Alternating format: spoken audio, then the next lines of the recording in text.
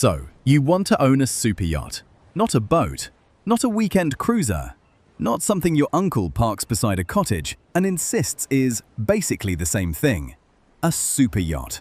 A floating mansion with engines, crew quarters, marble bathrooms, satellite internet, a beach club, a garage full of smaller boats, and enough stainless steel to make fingerprints a full-time employment category. At first, this sounds like freedom. You buy the yacht, sail to Monaco, invite your friends, and spend the summer pretending your phone does not have email. Then, the first invoice arrives. Because a super yacht is not really a purchase.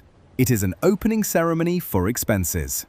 Most people imagine yacht ownership as a lifestyle. Champagne on deck, breakfast at anchor, a quiet bay somewhere in the Mediterranean where the water looks fake because nature occasionally overdoes it. But the owner sees a slightly different picture.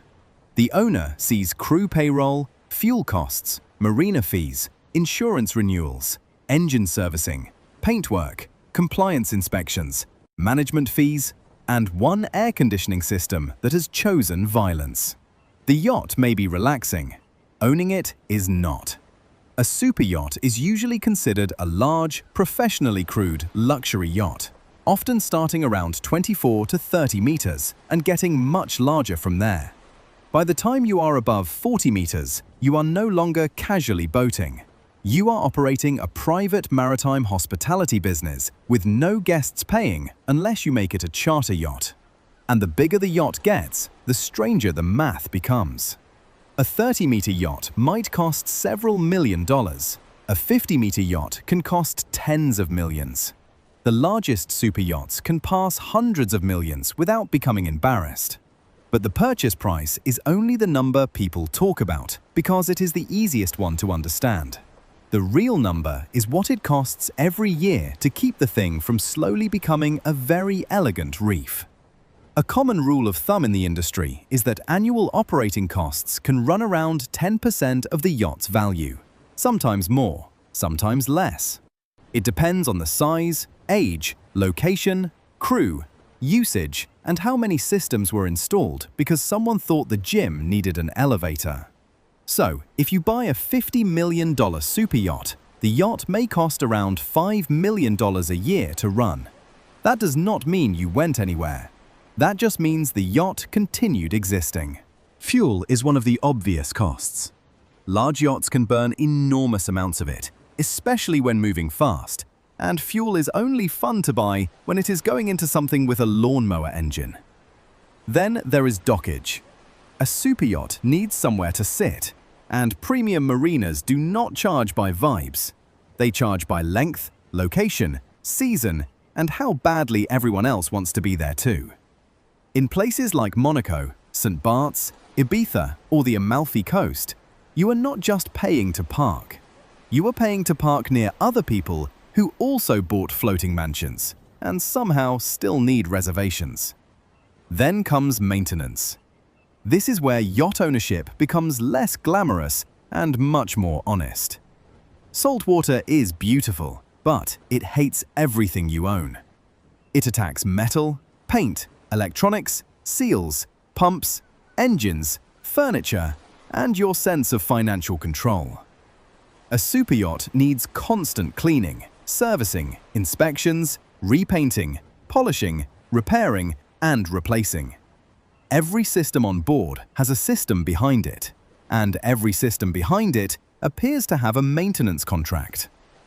Engines need servicing, generators need servicing, stabilizers need servicing, navigation equipment needs updates, safety gear needs certifications, the hull needs attention, the teak needs care, the tender needs repairs, the jet skis need storage, the water toys need people to manage them. At some point, you realize the yacht has hobbies. Its hobby is becoming expensive. And then there is the crew. A super yacht does not run itself. It needs a captain, engineers, deckhands, stewards, chefs, and sometimes rotational crew, depending on the size and schedule. The captain is not just driving. The captain is responsible for safety, operations, crew, routes, regulations, docking, weather decisions, and making sure the owner's relaxing vacation does not become a maritime incident with better upholstery. The engineer keeps the yacht alive. The chef makes the food.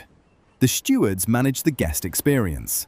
The deck crew keeps the exterior immaculate, handles tenders, lines, water toys, and the million small tasks guests never see. This is one of the strange truths of superyacht ownership. You buy privacy, then immediately hire a household staff that lives below deck. Everyone is trained to be invisible, which is convenient because payroll is much easier to enjoy when you do not look directly at it. Crew costs can easily become one of the largest annual expenses. Salaries vary widely by yacht size and role, but senior positions on larger yachts can command serious money. And salaries are only the beginning. There are benefits, uniforms, food, travel, training, recruitment, visas, crew insurance, and turnover. A superyacht is not just an asset, it is an employer. Now, could you charter it out and make some of that money back? Yes. This is the part every future owner wants to hear. When you are not using the yacht, you can offer it for charter. Guests pay to use it for a week, usually with the crew included, and the revenue can offset some of the ownership costs. This sounds great until you remember that charter guests tend to use the yacht aggressively. They eat the food, sleep in the cabins, use the toys, spill things, request things, break things, and leave behind the quiet impression that 12 people can age an interior faster than the sun. Chartering can help. It can keep the crew active, improve presentation standards, and bring in meaningful revenue. But it does not usually turn the yacht into a simple profit machine. Because now the yacht must be marketed, managed, cleaned, crewed, scheduled, insured, and maintained to commercial expectations.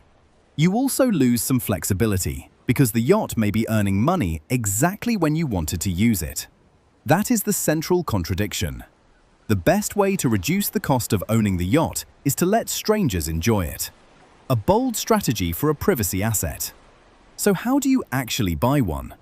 First, you decide what you want the yacht to do. Mediterranean summers? Caribbean winters? Long-range exploration? Parties? Family trips? Charter income? Helicopter landing? Submarine garage? A cinema no one uses because everyone is outside. Then you hire a yacht broker. The broker helps you find vessels, compare pricing, understand condition, negotiate the deal, and avoid buying something that looks beautiful because the expensive problems are hidden behind custom woodwork. After that comes the offer, survey, and sea trial. The survey is critical.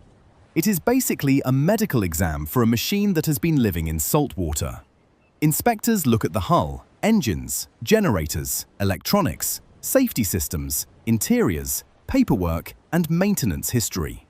If the yacht passes, you negotiate final terms, arrange financing or payment, set up an ownership structure, register the vessel, insure it, hire crew, secure management, and choose where it will operate.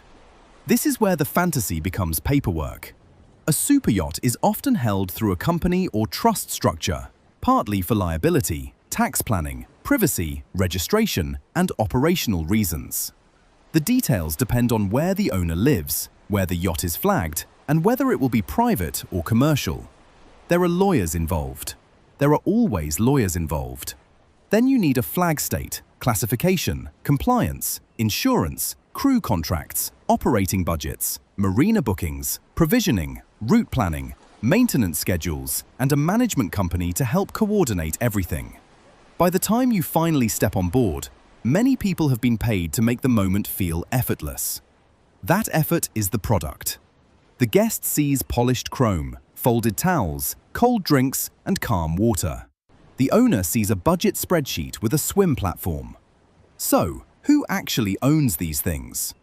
Billionaires, family offices, celebrities, royalty, industrialists, tech founders, hedge fund people, and business owners who have reached the level where land-based luxury apparently became too predictable. But the smartest owners are usually not thinking, "This is a good investment." They are thinking, I can afford this experience. That distinction matters. A superyacht usually depreciates. It requires constant spending. It may generate charter income, but it also creates wear and management complexity. It can be spectacular, but it is rarely financially rational in the way a normal business asset is supposed to be. You do not buy a superyacht because the math is good. You buy one because the math no longer has authority over you. And that may be the clearest test of whether you can really own one. Not whether you can buy it, whether you can keep owning it without caring that it behaves like a luxury hotel that only serves your friends. So, could you own a superyacht? Technically, yes. You need enough money to buy it, enough income or assets to fund it, enough advisors to structure it, enough patience to manage it, and enough emotional stability to receive a repair estimate without staring silently at the ocean. For most people, chartering is smarter. You get the yacht, the crew, the destination, the photos, the breakfast at anchor, and then you leave before the stabilizers need servicing. But for the tiny group of people who can afford the full experience, ownership offers something chartering does not. Control. Your yacht, your crew, your schedule, your floating world. That is what a superyacht really sells. Not transportation, not even luxury. A superyacht sells the feeling that the world can be rearranged around your preferences, one anchorage at a time. And all it asks in return is millions of dollars a year, constant maintenance, a full-time crew, legal complexity, depreciation, and the occasional reminder that even billionaires cannot negotiate with weather. So yes, you can own a superyacht. Just remember what you are really buying. The yacht is the fun part. The ownership is everything below deck.